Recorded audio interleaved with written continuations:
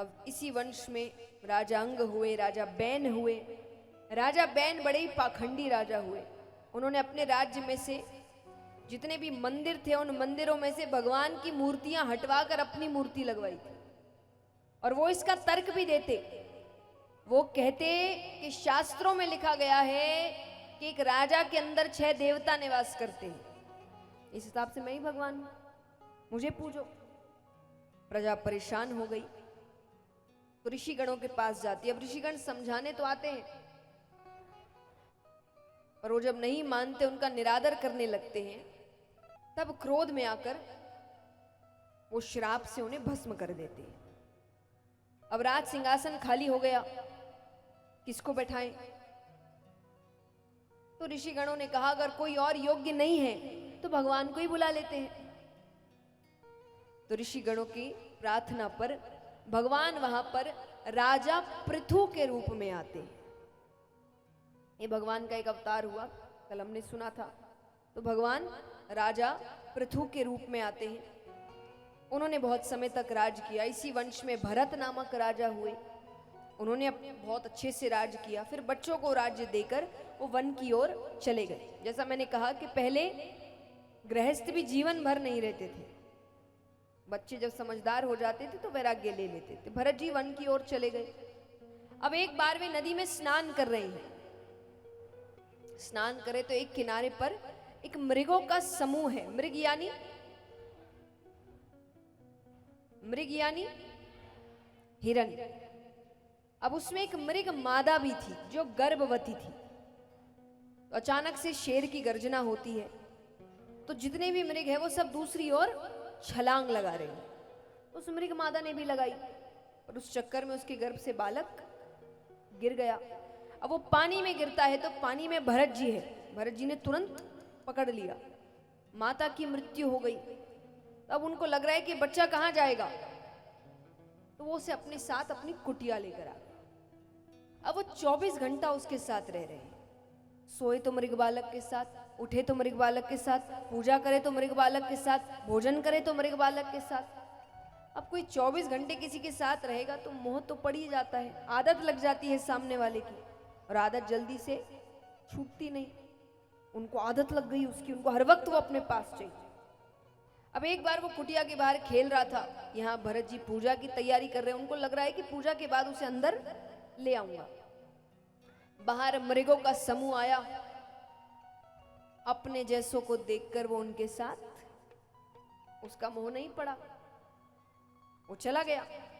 अब ये यहाँ पूजा की तैयारी करके बाहर आते हैं तो कहीं भी नजर नहीं आ रहा।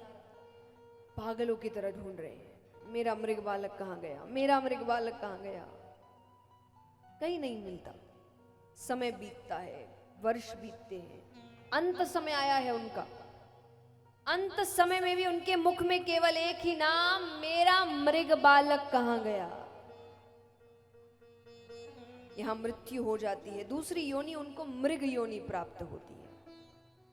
उसके बाद फिर मनुष्य योनि प्राप्त होती है एक ब्राह्मण के घर पर। अब ब्राह्मण की 2 स्त्रियां, एक स्त्री से कुछ बालक और एक स्त्री से एक कन्या और एक बालक। वो एक बालक भरत जी थे और संयोग से इस जन्म में भी उनका नाम भरत ही पड़ता है। बहुत सीधे बालक। कुछ समय बाद माता पिता की मृत्यु हो गई। बड़े भाइयों ने सोचा इसको ज्यादा पढ़ाते नहीं हैं, ना आगे जाके दिक्कत करेगा। कैसी दिक्कत?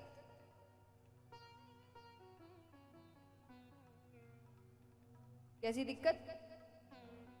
हिस्सा मांगेगा अपना। देखिए, शिक्षा आपको बताती है कि आपके हक क्या है। जब व्यक्ति शिक्षित नहीं होता ना, तो अधिकतर समय उसको पता ही नहीं होता है कि उस पर अन्याय हो रहा है। उसको साधारण लगता है, उसको ये नहीं पता कि अन्याय है, ये गलत है, क्योंकि वो शिक्षित नहीं है। मैं हमेशा कहती हूँ, ये खास करके जिम्मेदारी माँ बाप की है कि आप अपने बच्चों को शिक्षित करिए, पैरों पर खड़ा करिए, लड़का हो या लड़की। लड़कियां खास करके, क्योंकि लड़कों को तो पढ़ाते ही ये सोच कर कि भाई हमारी जिम्मेदारी भी यही लेगा। तो पढ़ाया ही जाता है।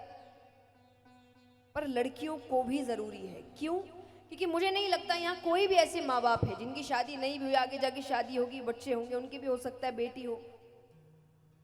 तो आप उस सोच से देखिए कि मुझे नहीं लगता यहाँ कोई भी माँ बाप ऐसे हैं जो ये सोचते हैं कि मेरी बेटी ससुराल में दुख पाए। कोई चाहता है ऐसा?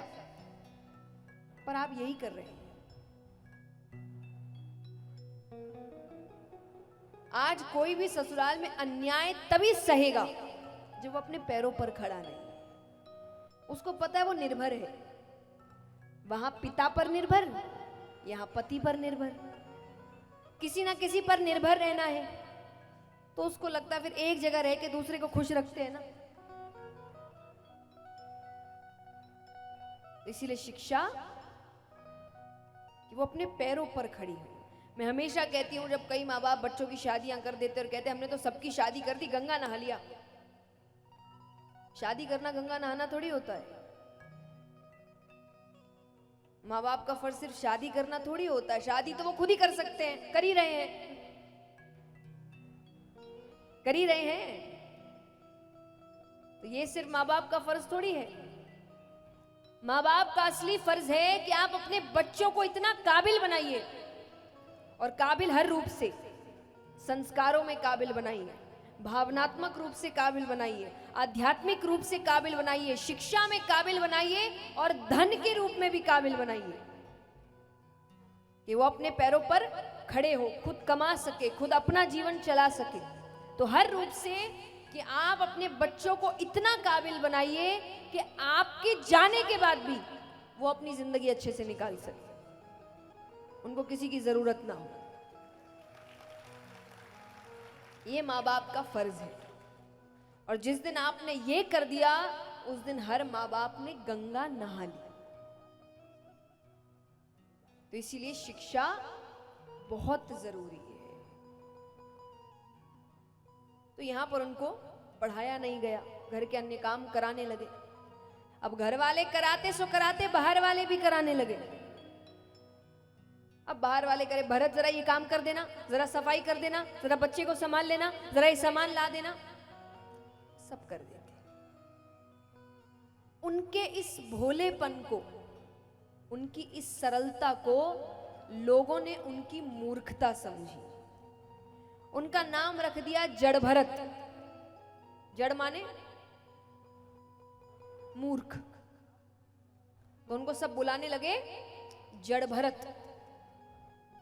अब यहां भाइयों ने सोचा कि हम तो काम कराते घर वाले हैं, बाहर वाले तो बिना पैसे दिए काम कराते। पत्नियों ने कहा एक काम करो, गांव के बाहर जो खेत है उसकी रखवाली के लिए भेज दो। अरे वहां ना रहने की जगह है, ना कोई खाने की व्यवस्था है, कौन रोज रोज भोजन पहुंचाएगा? एक दो दिन पहुंचाएंगे, बंद कर देंगे, अपने आप कुछ इंतजाम कर लेगा। ठीक है, उनको बड़े प्रेम से बुलाया गया। भरत, माता पिता तो रहे नहीं, अब घर के अन्य काम, परिवार के सब काम, माता पिता के सारे काम हमें तुम्हें ही देखने हैं। तो गांव के जो कार्य है वो तो हम देख लेते हैं, पर गांव के बाहर जो खेत है उसकी रखवाली कौन करे? तो तुम उसकी रखवाली के लिए जाओ, और हम भोजन पहुंचा दिया करेंगे, और कुछ भी हो जाए तुम वहीं रहना, वापस मत आना। भरत जी ने कहा ठीक है। एक दो दिन तो भोजन आया, फिर बंद हो गया। अब बहुत दिन हो गए, उन्होंने कुछ भी नहीं खाया है, जोर की भूख लगी है। अब उसी खेत के पास एक प्राचीन माता भद्रकाली का मंदिर था। ऐसी अफवाह उड़ रखी थी कि वहां अगर कोई किसी की बलि चढ़ा दे तो माता मुंह मांगा वरदान देती है। अफवाह थी, वरना कोई भी भगवान किसी बेगुनाह की बलि लेकर आपकी इच्छाएं पूरी नहीं करेंगे। पर अफवाह थी कि ऐसा हो जाए तो माता, और खास सोचिए अफवाह भी किसके लिए है? मां के लिए। मां ममता का रूप है।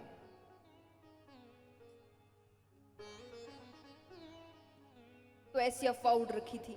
अब यहां पर भरत जी अपने खेत के पास बैठे हैं। वो डकैत पहुंचते हैं। सरदार ने कहा देखो आसपास कोई बैठा होगा। आसपास तो एक ही बैठा है। भरत जी उनको पकड़ कर लाया जाता है। अब पहले उनको अच्छा भोजन दिया जाता है, अच्छे कपड़े दिए जाते हैं। बलि चढ़ाने से पहले आपका बड़ा स्वागत किया जाता है।